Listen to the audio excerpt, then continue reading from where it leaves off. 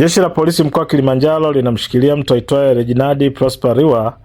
Huyu ana miaka 33 kwa tuhuma za mauaji ya Ezekiel Edward Temu mwenye miaka 62. Mwenyekiti wa kitongoji cha Masaera, kata Kirema Kusini, tarafa ya Vunjo Magharibi, wilaya Moshi vijijini.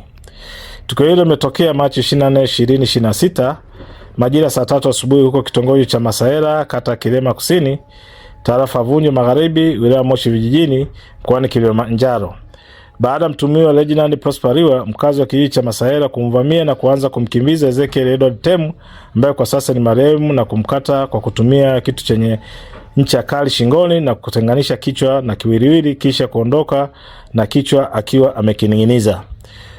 Uchunguzi wa awali umebaini chanzo cha tukio hilo ni maradhi ya afya ya akili ya mtumiwa ambaye aliwahi kupatiwa matibabu katika hospitali ya rufaa ya mkoa wa Kilimanjaro Mawenzi, na mtumiwa huyo anashikiliwa kwa mahojiano. Atafikishwa mahakamani baada ya kukamilisha taratibu za kiuchunguzi na upelelezi.